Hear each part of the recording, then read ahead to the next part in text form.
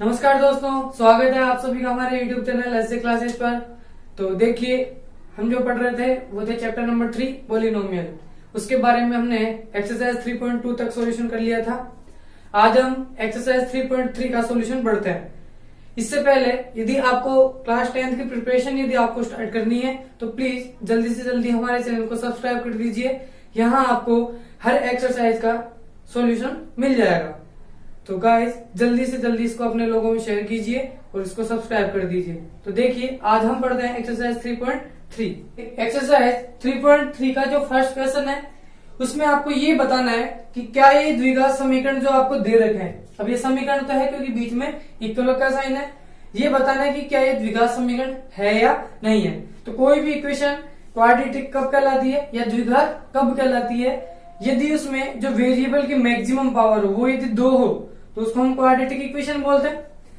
तो यहाँ देखिए, डायरेक्ट हम देख के क्वेश्चन को नहीं बता सकते कि क्वाड्रेटिक है या नहीं है। तो पहले हम उसको सोल्व करेंगे, उसके बाद हम बताएंगे कि क्वाड्रेटिक है या नहीं है। तो देखिए, सबसे पहले इसको सोल्व करते हैं। x को यदि x से मल्टीप्लाई किया तो ये बन गया x स्क्वायर, x को 1 से मल्टीप्लाई किया तो ये बन गया x और प्लस 8 इधर ऐसे कैसे।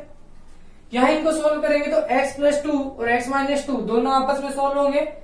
तो इसको इससे मल्टीप्लाई करेंगे तो यहाँ एक आइडेंटिटी लग रही है a प्लस बी और a माइनस बी। तो ये आइडेंटिटी जो हम जानते हैं कि a प्लस बी और a माइनस बी, ये आइडेंटिटी ओपन होके आती है आपके पास a square minus B square. तो इसको हम यहाँ पे यूज करेंगे तो a की वैल्यू आपके पास आई है x, तो ये x स्क्वायर बन जाएगा। a प्लस बी और a माइनस बी में है तो b की वैल्यू आपके आ गई 2। इसके बाद इसको सॉल्व करते हैं तो ये आ गया x square plus x plus का 8, ये बन गया x स्क्वायर माइनस का 4। अब देखिए, इस x स्क्वायर से ये वाला x स्क्वायर कैंसिल हो गया तो यहाँ आपके पास केवल x है और ये प्लस 8, 4 इधर आएगा तो प्लस का 4 इक्वल टू 0। यहां से आपके पास बन रहा है x प्लस 12 इक्वल टू 0। अब जब मैंने इसको सोल्व किया तो जो हमारे लास्ट में स्टेप आया वो निकल के आ गया x प्लस 12 इक्वल टू 0। तो यहाँ वेरिएबल आपको x दिख रहा है लेकिन उसकी जो पावर है वो हमारे पास केवल 1 आ रही है। जब उसकी पावर 1 आ रही है तो उसको क्वाड्रेटिक हम नहीं बोलते, उसको हम लीनियर बोलते हैं। तो ये जो इक्वेशन आपके पास निकल के आई है ये एक रेखिक समीकरण है, तो हम बोल सकते हैं ये क्वाड्रेटिक इक्वेशन नहीं है। इसको देखते हैं। यहां पहले इसको जब ओपन करते हैं तो a प्लस बी के होल क्यूब से ओपन होगा। तो a प्लस बी, इसका होल क्यूब हम जानते हैं a cube plus 3a square B plus 3ab square plus का b क्यूब। a जो होता है वो फर्स्ट टर्म होता है और b जो होता है वो सेकंड टर्म होती है। तो a की वैल्यू आपके पास दिख रही है x, तो x का cube plus 3x square into 2 plus 3x into 2 का स्क्वायर प्लस और इधर 2 का क्यूब और इक्वल आपके पास चल रहा है x क्यूब माइनस का 4। इसको सॉल्व करते हैं तो x क्यूब प्लस 3 टू जा 6x स्क्वायर, 2 का स्क्वायर आएगा आपके पास 4 और 4 को 3 से मल्टीप्लाई किया तो आ गया 12x और 2 का क्यूब बन गया 8 और इधर चल रहा है x क्यूब माइनस के 4। इक्वल के इधर भी x क्यूब आ रहा है, इक्वल के उधर भी x क्यूब आ रहा है। ये तो आप इसको इधर लाके घटा दो, या आप ऐसा कह सकते हो कि दोनों के आगे एक जैसे साइन है तो इधर वाला पद उधर वाले पद से कैंसिल हो सकता है जो सेम है। तो x क्यूब से x क्यूब कैंसिल हो गया। यहाँ आपके पास आ रहा है 6x स्क्वायर प्लस यह आ रहा है 12x प्लस 8 माइनस का 4 इधर आया तो प्लस के 4। तो यहाँ आपके पास बच गया 0। 6x स्क्वायर ऐसे कैसे, 12x प्लस 8 और 4 दोनों मिलकर बन गया 12 इक्वल टू 0। या इसको और सॉल्यूशन आप करना चाहो तो 6 सभी में से कॉमन ले लिया मैंने, तो x square plus 2x plus के 2 इक्वल टू 0। 6 इससे मल्टीप्लाई हो रहा है तो ये उधर जाके डिवाइड में चला जाएगा, तो 0 में जब 6 से डिवाइड होता है तो उधर बन जाएगा 0 और इधर आपके पास ये जो इक्वेशन बच गई ये ऐसे की ऐसे बच जाएगी। तो ये जो लास्ट इक्वेशन आपके पास आई है, यहाँ आप देख रहे हो कि वेरिएबल की जो मैक्सिमम पावर है वो 2 आ रही है। तो 2 आ रही है तो हम इसको कह सकते हैं ये क्वाड्रेटिक इक्वेशन हो जाएगी। तो ये तो क्वाड्रेटिक इक्वेशन हो जाएगी और ये वाली क्वाड्रेटिक इक्वेशन नहीं होगी। तो अब देखिए क्वेश्चन नंबर फर्स्ट का थर्ड, यहां भी आपको यही बताना है कि ये द्विघात समीकरण के रूप में का है या नहीं है। पहले इसको यदि सोल्व करते हैं तो इसको ऐसे की ऐसे लिखेंगे हम, और ये यदि होल स्क्वायर के रूप में आपको दे रखा है तो यहाँ पर a माइनस बी और उसका होल स्क्वायर हो जाएगा। a माइनस बी का होल स्क्वायर हो जाएगा a square plus B square मतलब 2 का स्क्वायर माइनस 2a और b, ये बन गया x square plus 3x plus का 1, इधर बन गया एक्स स्क्वायर प्लस 2 का स्क्वायर 4, 2 2 जा 4x। इस एक्स स्क्वायर से ये एक्स स्क्वायर कैंसिल हो गया तो इधर बन गया आपके पास 3x प्लस 1, 4x इधर आएगा तो प्लस का 4x और 4 इधर आएगा तो माइनस का 4, इक्वल में आपके पास बच गया 0। तो 3x और 4x दोनों मिलके हो गया 7x और 1 और माइनस 4, ये मिलके बन गया माइनस के 3। तो जब मैंने इसको सोल्व किया तो यहाँ वेरिएबल के आपके पास पावर 1 ही आ रही है, तो ये जो बहुपद होगा ये जो समीकरण आपके पास होगा ये होगा रेखिक समीकरण, लीनियर इक्वेशन इसको बोल सकते हो।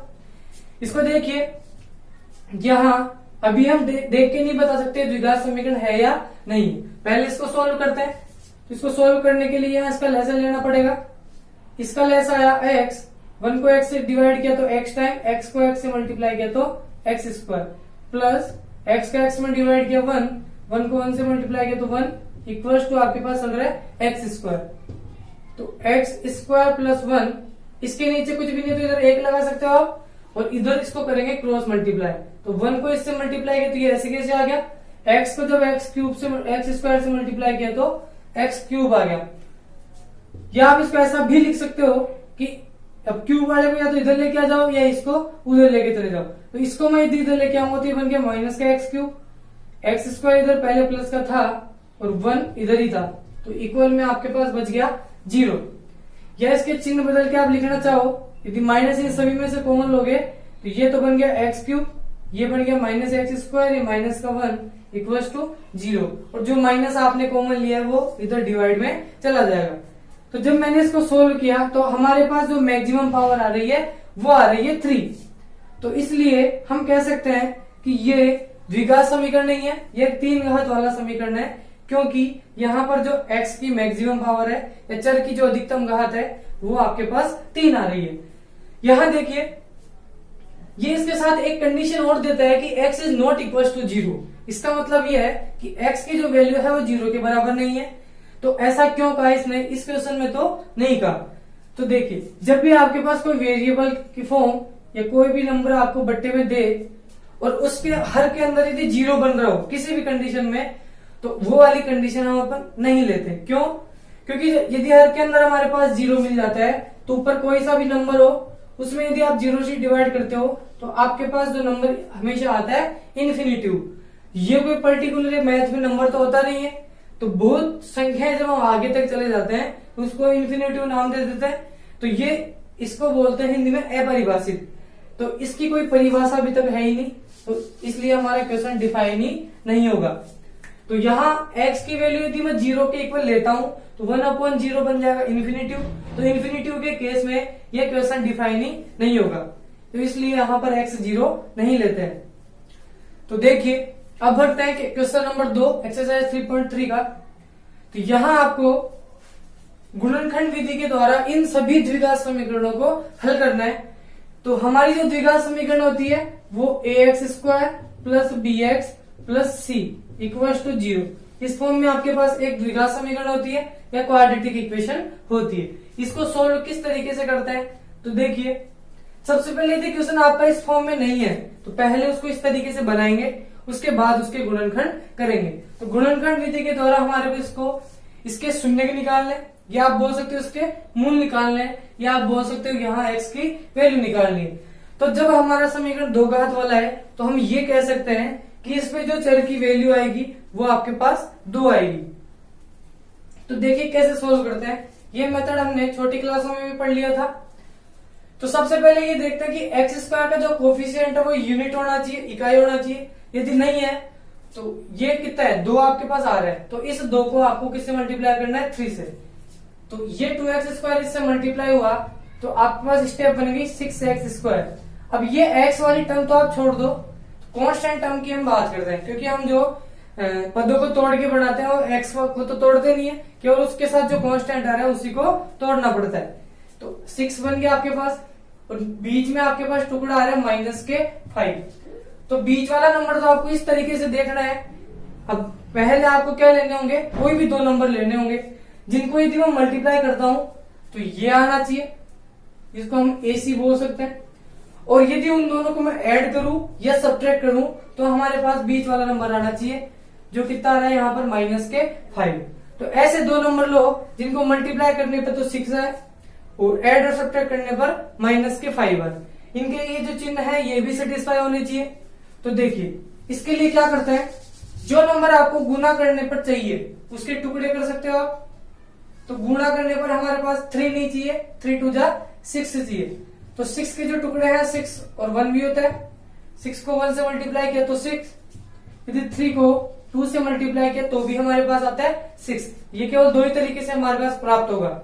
अब इसको लिखना कैसे है यहाँ पर, तो जो इक्वेशन आपको दे रखी है उसका पहला वाला पद जिसको स्क्वायर वाला बोलते हैं उसको ऐसे कैसे लिखना है, और जो लास्ट वाला टर्म है उसको भी ऐसे कैसे लिखना है, इक्वल आपके पास आ गया 0।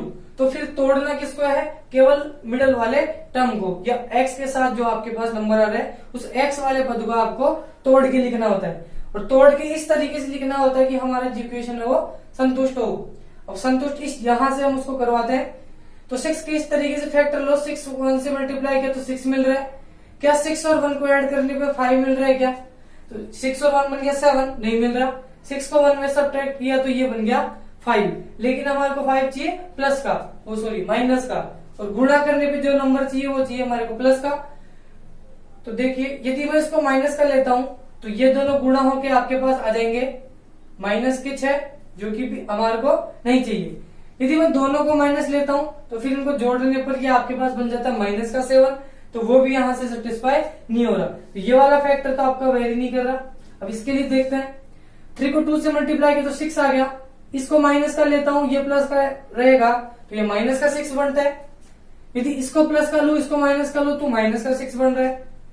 तो यदि दोनों को मैं यदि माइनस का लेता हूं तो -3 को -2 से मल्टीप्लाई करता है तो +6 भी आ रहा है, और -3 और -2 दोनों को यदि मैं ऐड करता हूं तो हमारे को -5 भी मिल रहा है। तो इस तरीके से आपको टुकड़े करने हैं जो आपको इस कंडीशन को भी सेटिस्फाई कर दे और गुणा करने पर जो नंबर आ रहा है उसको भी सेटिस्फाई कर दे। तो -5 को मैं तोड़ के लिखूंगा -3x और -2x। इसके बाद यदि आपने ये टुकड़े सही कर दिए फिर आपको यहाँ पर 2 2 के पेयर बनाने होते हैं। अब पहला पेयर बन गया 2x स्क्वायर -3x और दूसरा पेयर बन गया -2x + 3। इन दोनों पेयर में से या इस पेयर में से आपको इस पेयर में जो 2 पद आ रहे हैं उन पदों में से कोई नंबर कॉमन लेना है यदि आ रहा है तो। यदि यहां से हम देखें तो यहां से आपको मिल रहा है x कॉमन, इसमें भी है और इसमें भी। यहां से आपको मिल गया 2x और यहां से x ले लिया तो यहां बन गया 3। अब जो फैक्टर आपके पास यहां बना है वैसा ही फैक्टर सेकंड वाले टर्म में बनना चाहिए या सेकंड पेयर में बनना चाहिए। तो इस पेयर में 2x तो आएगा चाहिए आपको प्लस का और 3 चाहिए माइनस का। ये इसके जैसा बन तो रहा है, लेकिन 2x यहाँ माइनस का आ रहा है और 3 यहाँ पर प्लस का आ रहा है। तो इस माइनस को प्लस बनाने के लिए -1 में कॉमन लूं तो यहाँ 2x तो बन गया प्लस का और 3 बन गया माइनस का, इक्वल आपके पास आ गया 0। अब इस पूरे पेयर में से आपके पास ये जो गुणनखंड मिला है 2x - 3, ये दोनों में कॉमन आ जाएगा। तो यहां से इसके पास बच गया x और यहां इसके पास बच गया 1, इक्वल आपके पास बन गया 0। अब ये दोनों गुणा होके बना रहे 0, तो दोनों में से या तो ये 0 होगा या ये 0 होगा। तो हम एक बार 2x - 3 ये भी 0 हो सकता है, और या फिर x - 1 ये भी 0 हो सकता है। तो 2x - 3 = 0। इस 3 को यदि मैं उधर लेके जाऊंगा तो ये बन गया +3। x की वैल्यू आपको चाहिए तो 2 इधर डिवाइड में चला जाएगा तो 3/2 इसका आंसर हो गया। यहां से यदि x की वैल्यू निकाले तो -1 उधर जाएगा तो +1, तो ये इधर से x की वैल्यू निकल गई। तो x के यहाँ पर आपको देखो केवल 2 ही मान प्राप्त हो रहे हैं, क्योंकि हमारे पास जो इक्वेशन थी वो 2 ही पावर की थी या क्वाड्रेटिक इक्वेशन आपको दे रखी थी।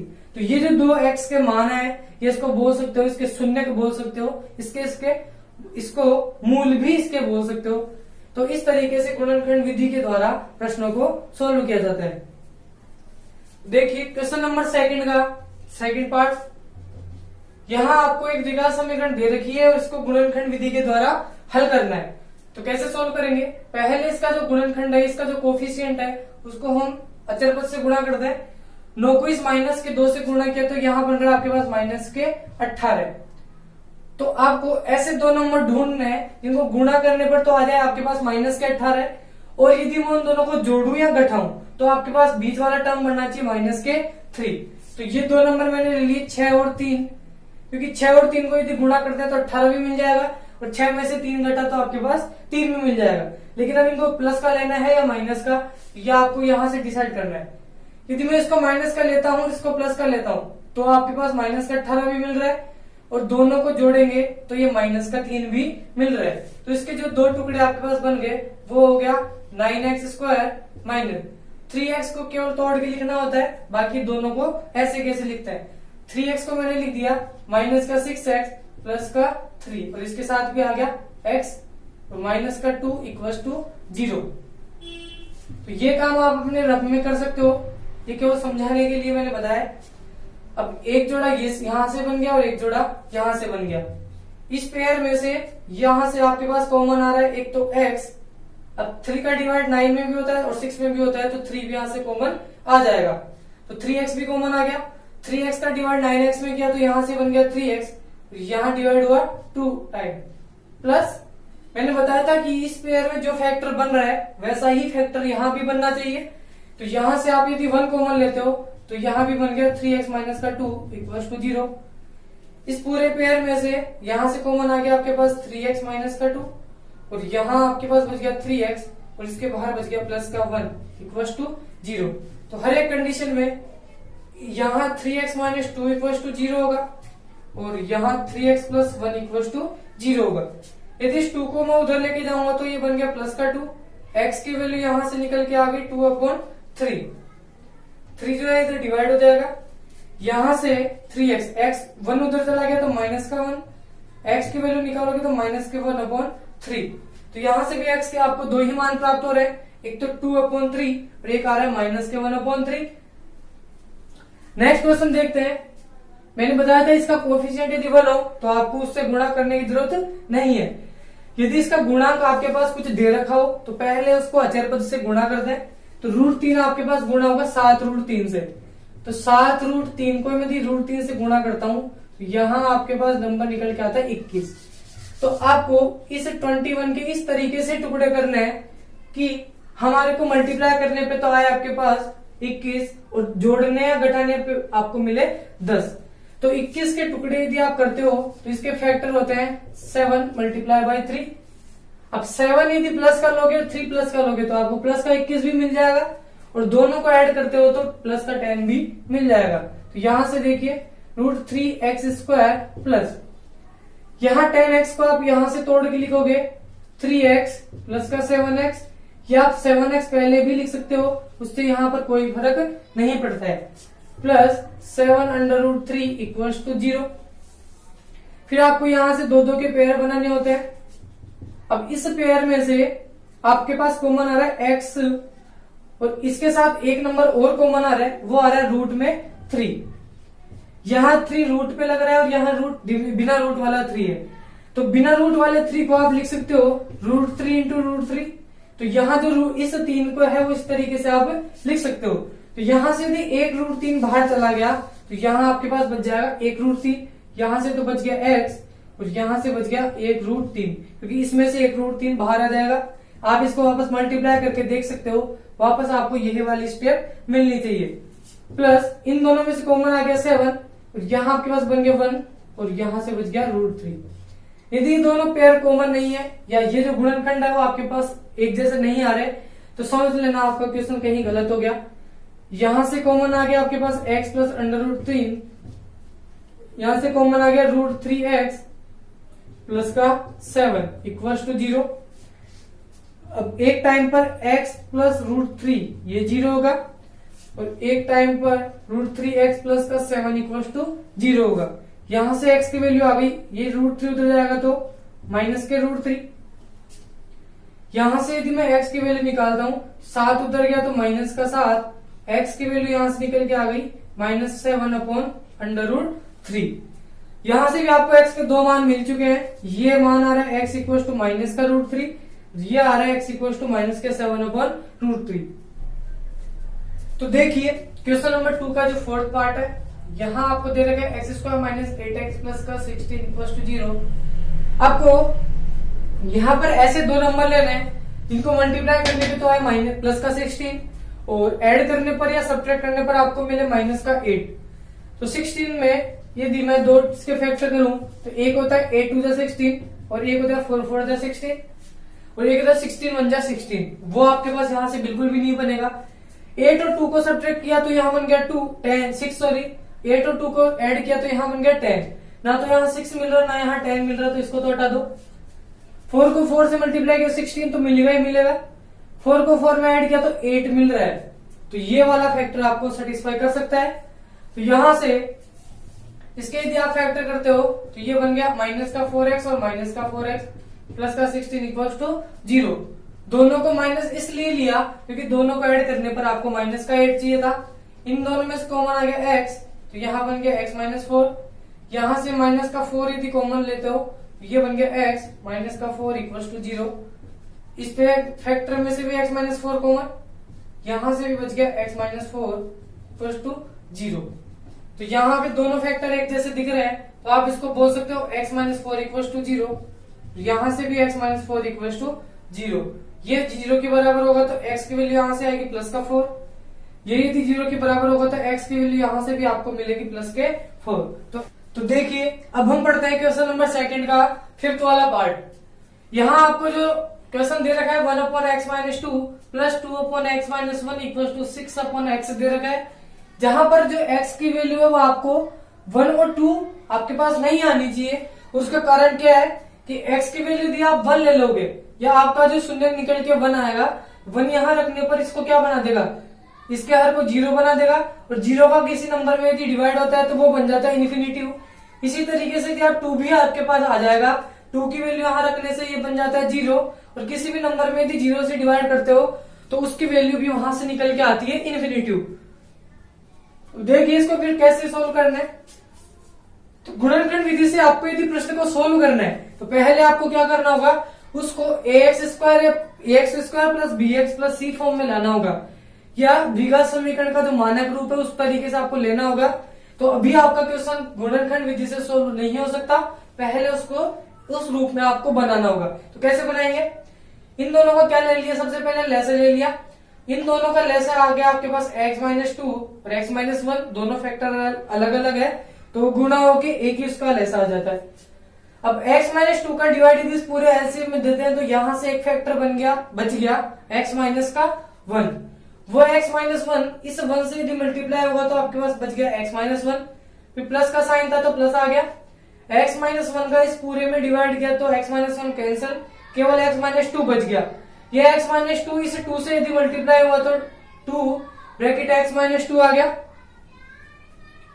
और यहां से जो फैक्टर नीचे बन गया वो तो ये रहा। इसको यदि सोल्व करेंगे तो x-1 ऐसे कैसे, प्लस 2 को अंदर मल्टीप्लाई किया तो 2x, 2 को इस -2 से मल्टीप्लाई किया तो -4 और इक्वल आपके पास चल रहा था 6/x। यहां से जो सेम कैटेगरी की टर्म्स है वो तो जुड़ जाएंगे, तो 2x और x दोनों मिलके यहां से बन गया 3x, -1 और -4 दोनों मिलके बन गया -5। इसके बाद नीचे वाले जो फैक्टर है उसको हमने मल्टीप्लाई कर दिया, x को x से मल्टीप्लाई किया तो x², x को -1 से मल्टीप्लाई किया तो -x, -2 को इस x से मल्टीप्लाई किया तो -2x, -2 -1 से मल्टीप्लाई हुआ तो +2 इक्वल टू आ रहा है 6/x। 3x -5 ऐसे कैसे लिख दिया, नीचे वाला जो फैक्टर है वो x² -x और -2x दोनों मिलके बन गया -3x, 2 ऐसे कैसे आ गया 6/x ऐसे की ऐसे। अब यहाँ भी आपको अंश और हर के रूप में नंबर दे रखा है, यहाँ भी आपको अंश और हर के रूप में नंबर दे रखा है और दोनों के बीच में इक्वल का साइन है। तो इसको सरल रूप में बनाने के लिए हमारे को वज्र गुणा करना होता है। तो वज्र गुणा कैसे करते हैं, क्रॉस मल्टीप्लाई जिसको बोलते हैं। एलएचएस का अंश आरएचएस के अंश से गुणा होता है, और आरएचएस का अंश इस स्क्वायर से गुणा होता है। तो इस x को इस पूरे पद से मल्टीप्लाई करते हैं तो x मल्टीप्लाई हो जाएगा 3x माइनस 5 से, और 6 मल्टीप्लाई हो जाएगा इस पूरे फैक्टर x स्क्वायर माइनस का 3x प्लस के 2 से। तो x को जब इससे मल्टीप्लाई किया तो ये बन गया 3x square minus 5x equals to 6 को x स्क्वायर से मल्टीप्लाई किया तो आ गया 6x स्क्वायर, इसको इससे मल्टीप्लाई किया तो 18x प्लस का 12। अब इसको आगे सोल्व करते हैं तो मैं इस पूरे पद को इधर लिख दिया, ये बराबर में है तो आप ऐसे वैसे लिख सकते हो। अब इसके दूसरी ओर जो नंबर था उसको मैं इसी की तरफ लेके आ गया तो ये प्लस वाला बन गया इधर आके माइनस, माइनस वाला यहाँ इसके पास आके बन गया प्लस, और इक्वल में आपके पास कुछ भी नहीं है तो 0 बच जाएगा। अब 6x स्क्वायर में से यदि 3x स्क्वायर सब्ट्रैक्ट होगा तो ये बन गया प्लस के 3x स्क्वायर, माइनस का 18x वाले में से प्लस का 5x यदि जुड़ेगा या घटेगा तो यहां से बन गया माइनस का 13x, और 12 आपके पास ऐसे की ऐसे आ गया। अब ये जो इक्वेशन है ये आपके पास एक मानक रूप में दे रखी है, एक द्विघात समीकरण के रूप की दे रखी है। अब इसके गुणनखंड हम कर सकते हैं तो 3 को यदि इस 12 से मल्टीप्लाई किया तो आपके पास आ गया 36। तो आपको 36 के ऐसे टुकड़े करने हैं जिन उन दो नंबर को यदि मल्टीप्लाई करें तो आपके पास 36 आना चाहिए, और जोड़ने और घटाने पर आपको मिलना चाहिए 13, वो भी माइनस का। तो इसके फैक्टर मैंने किए माइनस का 9 और माइनस का 4, तभी जाके दोनों प्लस का 36 भी मिल जाएगा यहाँ से, और दोनों को ऐड करने पे माइनस का 13 भी आ जाएगा। यदि 6 को 6 से मल्टीप्लाई करते हैं तो भी 36 आता है, लेकिन 6 को 6 में ऐड करते हैं तो भी 13 नहीं मिलेगा, और 6 में से 6 सब्ट्रैक्ट करोगे तो भी 13 नहीं मिलेगा। इसलिए यही फैक्टर आपका सेटिस्फाई इस क्वेश्चन को करेगा। तो 3x स्क्वायर ऐसे कैसे लिख दिया, माइनस 13x को तोड़ के लिखना है तो इसको माइनस का 9x और माइनस का 4x इस तरीके से लिख दिया, प्लस का 12 ऐसे कैसे इक्वल में 0। ये एक पेयर बन गया, एक पेयर ये बन गया। इन दो इस पेयर से आपको कोई नंबर कॉमन लेना है तो 3 भी कॉमन आएगा यहाँ से और x भी कॉमन आ जाएगा। तो अंदर आपके पास यहाँ से तो बच गया x, और इसका यदि इसमें डिवाइड करते हो तो यहाँ से बच गया 3। ये जो फैक्टर है वैसा ही यहाँ बनना चाहिए, तो यहाँ से मैंने कॉमन ले लिया माइनस का 4, ये बन गया x माइनस के 3 इक्वल्स टू 0। इस पूरे फैक्टर से या इस पूरे पद से आपके पास कॉमन आ गया x माइनस का 3, तो यहां भी है और यहां भी है। यहां से कॉमन लिया तो यहां बच गया 3x, और इधर से कॉमन आया तो यहां बन गया माइनस के 4। दोनों मल्टीप्लाई होके आपको दे रहा है 0, तो एक कंडीशन में या तो ये 0 होगा या ये 0 होगा। तो ये यदि 0 के बराबर होता है तो ये आपको वैल्यू देता है x इक्वल्स टू 3, और यदि ये 0 होता है तो 3x माइनस का 4 इक्वल्स टू 0, और 3x इक्वल्स टू आ गया 4, उधर चला गया तो x की वैल्यू आ गई 4/3। तो इस तरीके से आप प्रश्न को सोल्व कर सकते हो। तो यदि आपको क्लास 10th की प्रिपरेशन स्टार्ट करनी है तो प्लीज हमारे चैनल को सब्सक्राइब कर दीजिए, और यहाँ से आप पूरे मैथ की जो प्रिपरेशन है वो आज से ही स्टार्ट कर सकते हो।